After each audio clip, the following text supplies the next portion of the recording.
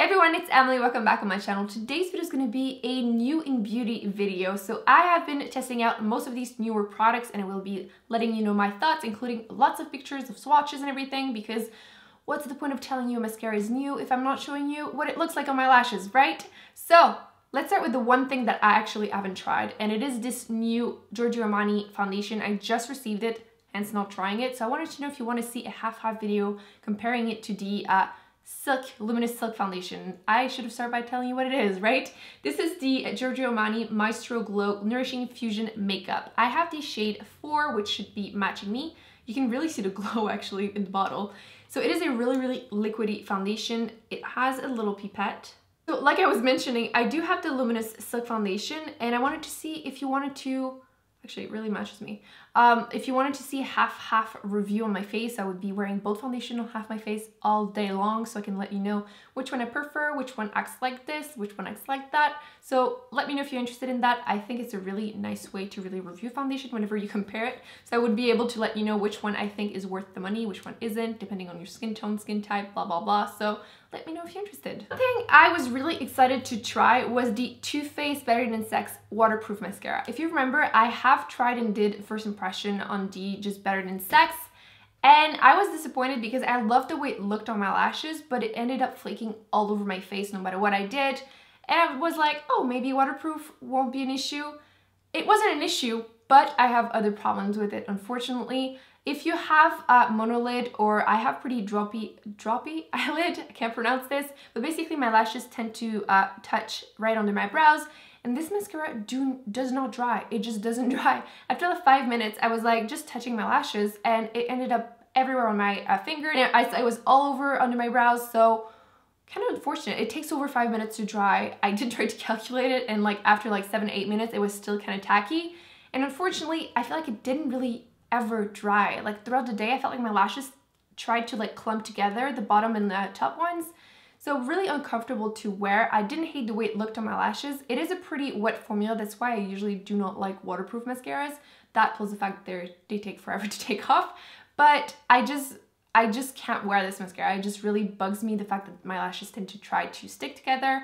So unfortunately, this is not one of my favorite products from Too Faced. Yeah. One thing I did like from them was their new Sweetheart bronzer. This is the Baked Luminous Glow Bronzer in Sweet Tea, which is a gorgeous light bronzer, light shimmery, kind of glowy bronzer. There's not a ton of shimmer through it. It's more of a glow. I'm wearing it today, but I'm not sure how much it's gonna show because I'm wearing a ton of things on my face right now. But it gives you a really nice luminous glow on your face. It's very natural. It is pretty light, so it wouldn't suit every skin tone, unless you want to use it more as a highlight. But it is a gorgeous color. It's very buildable, but it still is blendable. If you have pretty light skin, you can still make it work. Obviously, if you pack it on, it does seem pretty intense, but like I said, I'm wearing it today. It looks very natural. It's glowy. So it's perfect timing. I'm gonna be able to wear this during the summer. I'm very excited about it. Speaking of Too Faced, I've been testing out their new Melted Matte Liquid Lipsticks. If you haven't seen it, I will link the video I did lip swatching 16 colors. And I have to say, the formula is actually good. It does transfer a little bit after you just had something to drink or eat, which isn't a bad thing. It's not intense, and it does still last all day long on your lips, and it's still, to me, kind of comfortable, but I am pretty resistant to like matte drying formulas. What I really want to mention is the lighter, more nude colors. I feel like a lot of range of liquid lipstick don't offer light nude colors unless they're really chalky, like think Anastasia Beverly Hills Pure Hollywood. It just tends to look just gross on your lips. Or even Kat Von D Bow and Arrow or Lolita, they tend to be too dark for me. They're not a nude, they're gorgeous colors, still love them, still wear them, but they don't tend to be a really light nude on me. These do, which I was so happy with. The formula is still great on your lips. I love them. So again, if you haven't seen the video, I'll link it down below so you can see them in action, but they look gorgeous on the lips. They even have like a bright blue. I feel like very often blue liquid lipsticks tend to be too dark and kind of look black on me.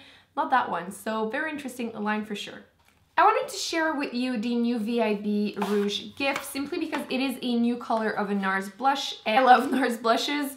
And this one is the color Goulu, which is a pretty universal color. I feel like it's very difficult to give someone a gift that is for like any skin tone. There's not really a lot of colors that would work. This one I think would suit most skin tones. It's kind of a lighter pomegranate type of color. It is kind of a reddish pinky mauvey color with a gold sheen to it. It looks beautiful and would suit most skin tones, and it is a very flattering color no matter what your undertone is. So an interesting choice for sure. A little bit of an awkward swatch, but it's a gorgeous color. I'm glad I got it. Let me know, actually, I was thinking about doing a cheek swatch video of my NARS blushes because I have a very old video where I swatched them, but why not put them all on my cheeks? I'm not sure exactly how I'm going to do this yet, but I thought that could be more helpful than just swatching them on my arms, so let me know and I'll include that color in there. I have been putting to test the new Urban Decay Vice lipsticks. They are coming out June 5th, 6th. They will be $17 US, 21 Canadian, I believe, which is actually cheaper than the other ones they had before. But I did a lip swatch video swatching all 100 of them. Do not recommend doing that. My lips were not happy. They're still pretty angry at me. But I mixed the color Oblivion, which is one of my favorite color. I feel like it's one of the most weird color that they had. I feel like they had a lot of like reddish, a lot of like pretty normal color for Urban Decay. They didn't have a lot of weird ones. So basically one of them had to be Oblivion, which is one of my favorite one. It is a mega matte finish, which kind of reminds me, I could compare it to the MAC Retro Matte finishes. So it tugs a little bit on your lips whenever you apply it, but the finish is just amazing. It's almost like velvet on your lips. So very, very matte. There's little transfer. It looks gorgeous. So basically one of my favorite finishes. Unless you do a lip swatch video, then you hate them. Comfort Mattes are a gorgeous color once again. They kind of remind me like MAC matte lipstick, so there's some transfer, but the color is comfortable in the lips. They last all day long. It has kind of a matte finish. Thing is, the Comfort Mattes kind of look weird for them. I don't know if you can notice. They kind of have like a metallic finish. I'm not sure what's up with this. I'm not sure if it was purposely done like this, but whenever you swatch it, it doesn't look metallic whatsoever. So I'm a little confused. A couple of them, actually most of them did that, the Comfort Mattes or the Mega Mattes. So I'm not sure what happened there. But it's a gorgeous color. This one is the color Menace, which again, another favorite color for sure. The cream finishes are very pigmented. The sheer one kind of reminds me of a sheer version of the cream ones. So basically you can build them up pretty easily, surprisingly, which makes me like a couple of colors because usually I'm not really into sheer lipsticks, which by the way, I feel like a few people were commenting that like it wasn't worth it to buy a sheer lipstick and stuff. More pigmented doesn't always mean more quality. I feel like a lot of people still like sheer lipsticks and you can really build up the color to suit your skin tone or just your preference. So doesn't mean it's a bad thing, because one of my favorite color has to be this one, which is the color Earthlings, which is what I'm wearing on top of Oblivion. It's a gorgeous color once again. It made me like light nudes again. I feel like I was kind of really not into it anymore. This one is amazing. So again, I'll link the video down below so you can decide on your own which ones in the 100 colors you like. That way you'll be ready whenever they come out. YSL came out with some new mascaras. Those are called the Vinyl Couture mascaras. I have the black one that I did a picture on my lashes, so I will be including that. I actually forgot it at home, but it's the same brush as the blue one, and I feel like you're gonna see the blue brush better. So as you can see, it kind of looks like a caterpillar. That's like the best way to describe it. It's kind of a fluffy brush. It's not plastic whatsoever, so it's bristle brush. I feel like a lot of people do like these. Personally, I kind of got used to the plastic ones, so I don't mind them whatsoever. The thing is, my biggest issue with this mascara is the smell. It has really intense fragrance in it, which I have sensitive eyes, watery eyes, and they do get very upset usually. I was surprised that my eyes didn't turn out red, which is what usually happens.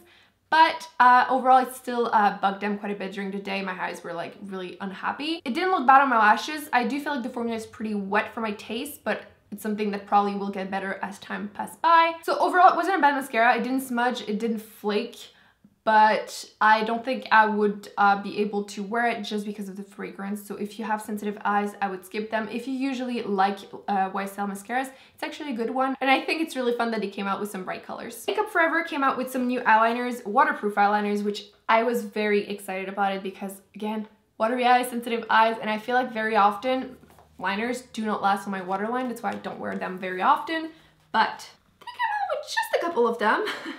But honestly, they have so many bright colors that are gorgeous, and I'm dropping them. I'm really excited, especially like that bright blue, or that even the lilac one. I will be wearing them for sure. My face is super white now, sorry. But I will be including a picture of them on my arm so you can see every single one color, the way they apply, how pigmented they are. They are pigmented. I did test them out on my waterline and they last all day. I was so shocked. Didn't make my eyes irritated, and they lasted well, didn't blur my vision or anything. I'm liking them so far. Once they are on my arm, I will actually include a clip of me trying to rub them off underwater, just dry, so you can see how they react and decide on your own what you think of them. Last but not least, I was very excited with the new Urban Decay. This is the Alice Through the Looking Glass for the movie. They came out with a collection. It is a limited edition, and I wanted to review it and test it out to let you know if I think it's worth the money or not, because I know a lot of people were unsure. By the way, the packaging is absolutely amazing. That packaging though. And those are the colors that it comes with. Beautiful colors. I do have to say, again, I'll include some swatches so you can see them. There's a few colors that aren't pigmented enough for my taste, which on top of my head, I can remember that Dream On was not as pigmented as I wish. Like, it was one of the colors that really attracted me, but unfortunately isn't very pigmented.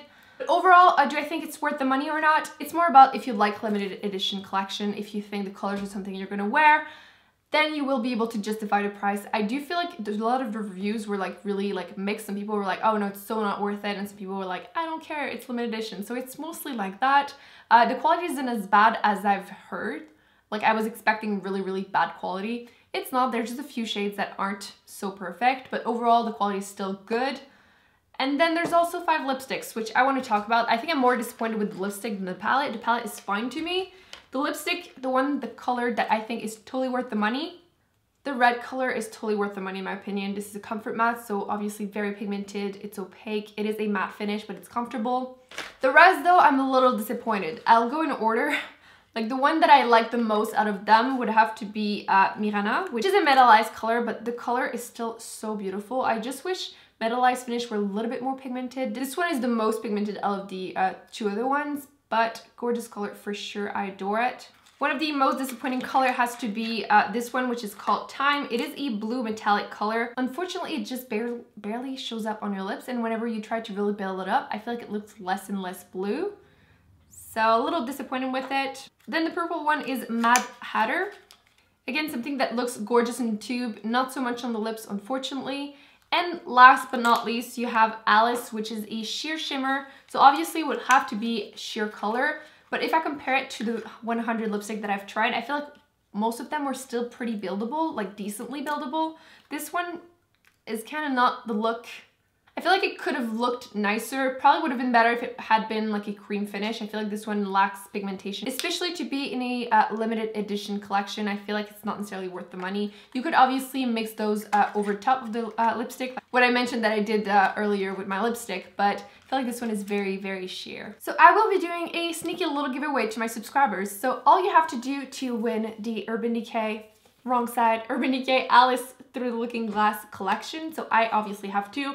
Didn't do the swatches with the one I'm going to be sending. So just comment anything you want, but add a little heart in there just so I know you watched till the end, you're a subscriber, and you like that video. So I will be doing that. I'll announce all the detail in the description box. If you want a second entry, you can enter on Instagram too. There will be a post there too. So basically maximum 2 entries. So 1 on YouTube and 1 on Instagram. So yeah, that's it guys. I hope you enjoyed this video. Don't forget to give it a thumbs up. Let me know in the comments if you have tried any of these products, what you think of them. Don't forget to subscribe to not miss any future videos, and I will see you in my next one. Bye.